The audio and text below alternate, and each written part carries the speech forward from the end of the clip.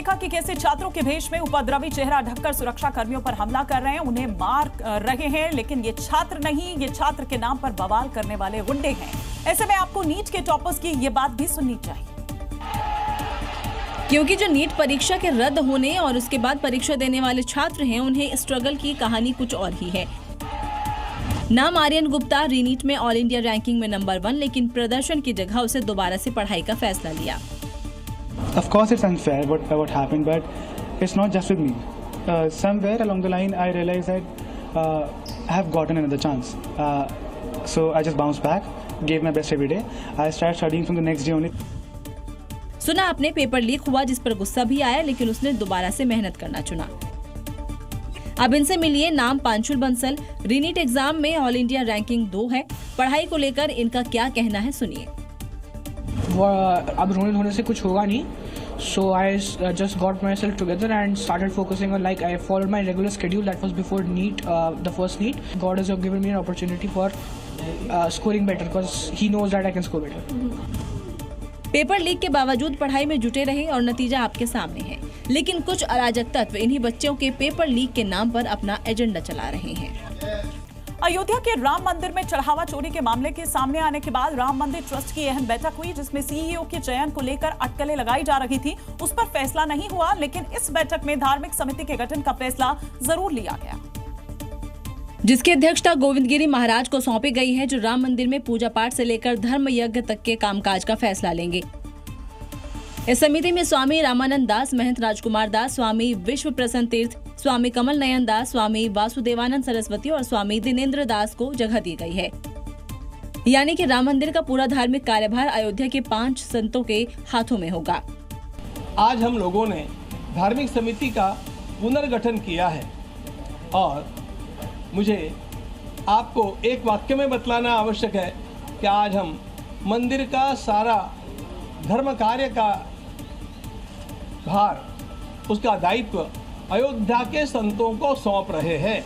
इसको आप ध्यान में लीजिएगा।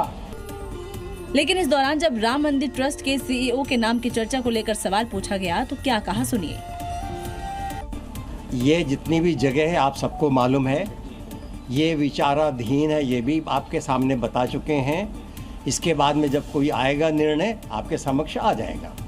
ये तो ट्रस्ट निर्णय करता है कि किसको कौन न्यासी आएगा, इसका ट्रस्ट निर्णय करेगा। क्योंकि राम मंदिर ट्रस्ट के सीईओ की नियुक्ति को 1 महीने के लिए टाल दिया गया।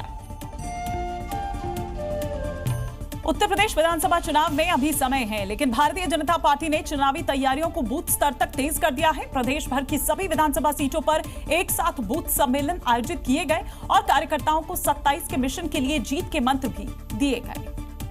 जहां मुख्यमंत्री योगी आदित्यनाथ, दोनों उप मुख्यमंत्री, प्रदेश अध्यक्ष और संगठन के वरिष्ठ नेताओं ने अलग अलग विधानसभाओं में जाकर चुनावी दम भरा। सीएम योगी ने अपने विधानसभा क्षेत्र गोरखपुर में संगठन को मजबूत करने और चुनावी तैयारियों को और धार देने का आह्वान किया। जो लोग आज से 9 वर्ष पहले उत्तर प्रदेश को शक और संदेह की निगाह से देखते थे, आज वे सम्मान और विश्वास की निगाह से उत्तर प्रदेश को देखते हैं, गोरखपुर को देखते हैं। इसका कारण है भारतीय जनता पार्टी की डबल इंजन सरकार के द्वारा किए गए कार्य। और इसी के साथ सीएम योगी ने बूथ विजय से हैट्रिक का प्लान एग्जीक्यूट करना शुरू कर दिया है। वहीं डिप्टी सीएम ब्रजेश पाठक लखनऊ तो केशव प्रसाद मौर्य ने बरेली में मेरा बूथ सबसे मजबूत को धार दी और गाजियाबाद में बीजेपी प्रदेश अध्यक्ष पंकज चौधरी ने गाजियाबाद में 27 का बिगुल बजा दिया। चुनाव में अभी वक्त है, लेकिन तैयारियां पूरी रफ्तार पर हैं और बीजेपी का कहना है कि मजबूत बूथ ही चुनावी जीत की सबसे बड़ी कुंजी है। उत्तर प्रदेश विधानसभा में संबल के कट्टरपंथियों की कुंडली अब सामने आने वाली है, क्योंकि 2024 को हुई हिंसा की न्यायिक जांच रिपोर्ट को योगी कैबिनेट से मंजूरी मिलने के बाद अब इसे मॉनसून सत्र में पेश किया जाएगा। 450 पन्नों की इस रिपोर्ट में बदलती डेमोग्राफी का भी जिक्र किया गया है। संबल के पापियों का लेखा जोखा बताने वाली ये रिपोर्ट पिछले साल सीएम योगी को सौंपी गई थी, जिसे अब योगी कैबिनेट से भी स्वीकृति मिल गई, जिसके बाद प्रदेश की सियासत एक बार फिर गरमाने वाली है। संबल में जो दंगा हुआ, समाजवादी पार्टी के ही सभी नेता कार्यकर्ता शामिल रहे हैं। इस रिपोर्ट के केंद्र में है सपा सांसद जियाउर रहमान बर्क के भड़काऊ बयान।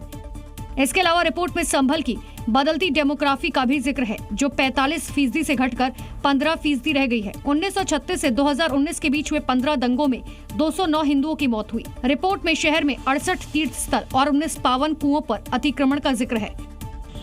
रिपोर्ट की चर्चा संभल के चौक चौराहों पर हो रही है। धर्मांतरण हुआ है, उसमें 100% हिंदुओं का ही धर्मांतरण हुआ है। नहीं, ये गलत है, सिर्फ एक रूमर फैलाने वाली बात है, कहीं कोई डेमोग्राफी नहीं हुई है। जाहिर है इस रिपोर्ट के पेश होने पर हंगामा मचना तय है।